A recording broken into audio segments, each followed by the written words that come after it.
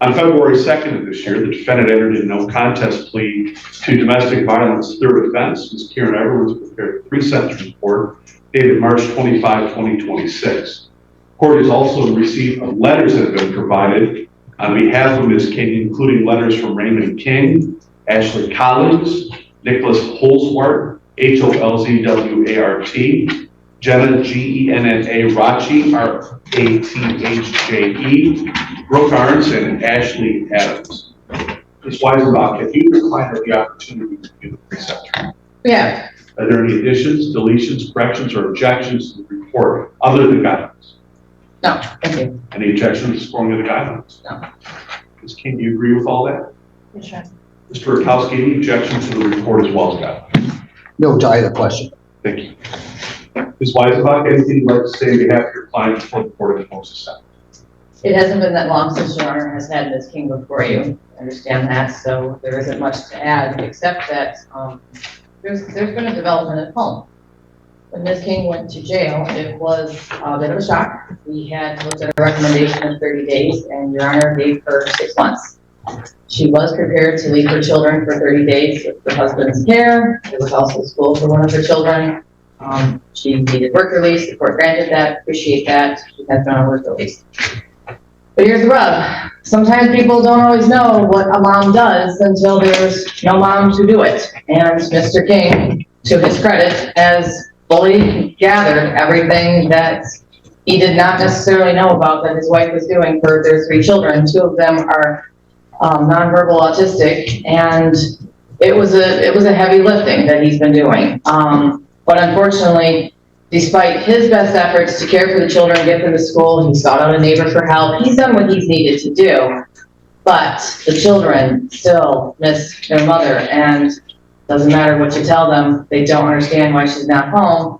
And children's minds, when they don't understand, creates anxiety, and they race and they come up with things that are not true, and they get themselves all worked up, especially little ones who already struggle to understand our world, which is 2 of Ms. King's children. That's why it was important last time we asked the court to adjourn to give her people an opportunity to write letters to explain this woman is the mom, she's the glue, she holds this whole ship together. And when she's not there, things fall apart. No one cares if the dishes get done or if the laundry gets done. Everyone cares about what's been happening to these children. She's not here to ask for anything for herself. She's been going to jail, she's been doing work release, and honestly, she hasn't had to do dishes or laundry. So it's fine for that part. And I'm being sarcastic because it's not fine. But here's the rub. It's because of these children that we are asking you to consider. Her outdate for that prior sentence is June 29th. The recommendation here would add almost another year or so to this time that she has to serve. Would ask this court to allow her an outdate that is consistent with the June 29th so she can go home to these children. It has been hard on them. I ask you to take special consideration of the letter that her husband wrote. He understands a lot more of what's going on now that she's not there to hold it all together and carry everything. Little details mean a lot, and that's what moms do. They handle all those little details and fill in all the gaps and makes life easier for everybody, and they don't even realize why life was easy. Ray King gets it now. He's here today because he's invested, understands, and he's asking as well for you to consider, for the sake of their children, an update that is consistent with June 29th. She has something to say also. All right. Miss, what would you like to say? First of all, I admit I am not perfect, but I am a great mother. And most people would divorce over complicated marriages, but just like my husband, he is also not perfect. We both love our kids. Until jail, I've never had more than 13 hours away from my son. And pretty sick for my daughter. And that's only just my son's birthday. It's a girl. That's fine. Go ahead. Okay. I'll start over. First of all, I will admit I'm not perfect, but I am a great mother. Most people divorce over complicated marriages, but just like me, my husband is also not perfect. We both love our kids. Until jail, I've never been more than 13 hours away from my son and 36 hours away from my daughters. This was only due to the birth of my son during COVID. My oldest is 9 and has autism. Like a lot of other folks, I thought maybe it was the shots. Second child was normal. Then the third child was born and is nonverbal autistic. Until this third child, it was hard to even think about this process. This may also be a problem in our marriage. I know he loves me and our children, but this social emotional factor makes things a lot more complicated. My husband also has mental health issues. You have to stick to a schedule with children, even more so those who are on the spectrum.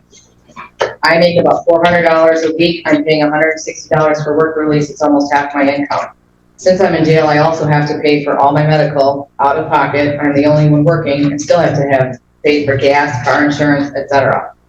But the worst part is for the children. They are the ones suffering emotionally with me not being around. My nonverbal son started becoming difficult at school. Daughters are not wanting to do their schoolwork, and all I'm asking is for some understanding. I'm asking for house arrest or to be released on June 29th. Well, Mr. Rakowski, anything on behalf of the people? This is a victim's letter. Ms. Weisbach said, Mr. 29. Today, Judge, that you do so with the idea of trying to prevent Ms. King from doing this stuff again. She understands, because this isn't like it's the first time. This is domestic violence number 3. So whatever you want to do that way, Your Honor, we would encourage you to do to fashion a fair and just sentence in this case with the rest of the recommendations from the Department of Corrections being adopted. Thank you.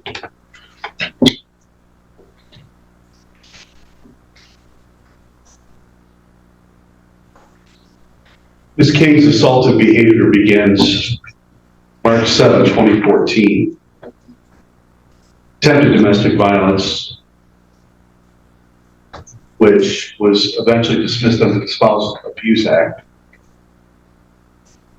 That was number 1. 2019, domestic violence, but that was dismissed for prejudice. 2021, domestic violence, second offense, reduced to domestic violence first, 20 days in jail. This is in 2021. 2025, where the defendant was on delay of sentence for resisting obstructing a police officer, assaultive behavior, was granted delay of sentence. Sadly, February 2nd, 2026, unsuccessful delay of sentence, scheduled to 6 months with 2 days credit.